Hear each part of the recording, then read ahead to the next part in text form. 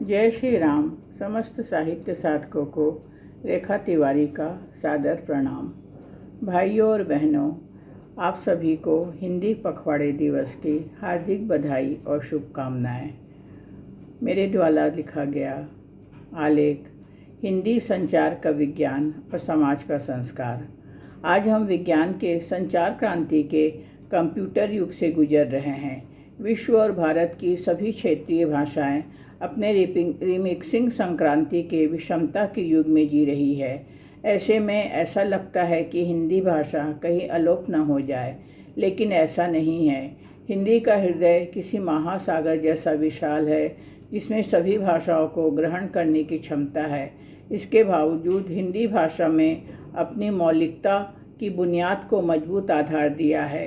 हिंदी के विशाल कलेवर में गद्य, पद्य, व्यंग्य, कहानी, नाटक के द्वारा वह विश्व की हर जगह अपना स्थान बना चुकी है।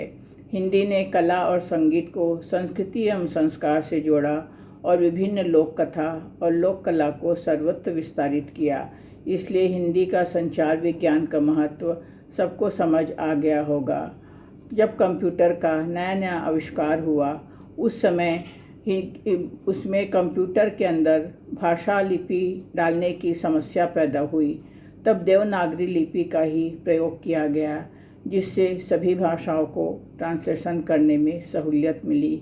इससे हम स्वयं अंदाज़ा लगा सकते हैं कि हिंदी किस प्रकार से संचार में अपना महत्वपूर्ण योगदान दिए हुए है। हिंदी का विभिन्न भाषाओं के साथ संतुलन बहुत ही हृदयग्राही है। हिंदी का उद्भव संस्कृत भाषा से हुआ। हिंदी भाषा की लिपि देवनागरी लिपि कहलाती है। रामचरित अवधी भाषा में और गीता संस्कृत भाषा में है, जिसे लिखने में हिंदी के ही वर्णमाला का उपयोग हुआ है। इसलिए हिंदी हमारे धर्म की आत्मा मानी गई है।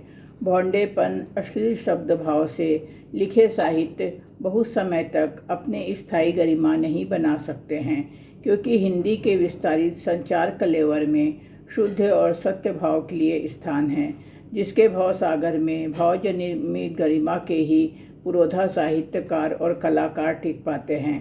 पौराणिक चरित्र के नायक नायिका आज भी अपने नैतिक आधार बनाकर हिंदी के कालजयी कहानियों को जीवंत किए हुए हैं। भक्ति रस के कवि मीरा, सूरदास, कबीर आज भी हमारे बीच जीवंत है। हिंदी के भीतर व्याकरण का विस्तृत शब्द भाव भंडार है। अंग्रेजी भाव के शब्दकोश से भी ज़्यादा हिंदी भाषा के शब्दकोश है। एक ही भारत में अनुसूचित 15 अनुसूचित भाषाएं हैं, जिससे हिंदी के द्वारा सबसे संकल्प स्थापित होता है।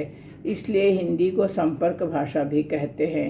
हिंदी को भारतीय समाज का संस्कार कहा जा सकता है, क्योंकि व्यवहारगत शिक्षा, नैतिक चरित्र और बोधगम्य संस्कृत की आध्यात्मिक धरोहर को थामे कब हिंदी सबके दिल दिमाग में रच बस जाती है, पता ही नहीं चलता। पंचतंत्र, कथा सरित सागर, परी कथा, पौराणिक कथाओं की कहानियाँ से बच्चों का नैतिक विकास जब होता है, तब वे कब अनजाने में पशु पक्षी, वृक्ष, वनस्पति, घर के परिवारी सदस्यों से प्रेम करने लगते हैं, पता ही नहीं चलता। हिंदी की सांस्कृतिक धरोहर में विश्व बंधुत्व की भावना है। धर्म ग्रंथों से लेकर ज्ञान विज्ञान की कितनी भी अभूतपूर्व जानकारियाँ हैं, वे हिंदी भाषा के कलेवर में छुपे हैं। खगोल विद्या, ज्योतिष विद्या, कला, संस्कृति और ज्ञान विज्ञान की विभिन्न धाराओं का उद्भव जब हुआ, तब वह देवनागरी लिपि में ही लिखा गया।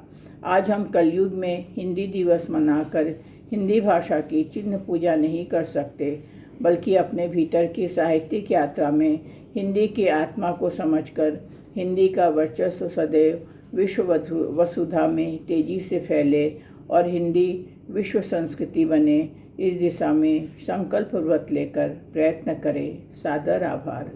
भाइयों और बहनों, आप सभी साहित्यिक सचेतन यात्रा के बराबर के सहयोगी हैं, सो हमें लाइक, सब्सक्राइब कर हमें हमारा मनोबल बढ़ाए। सादर आभार।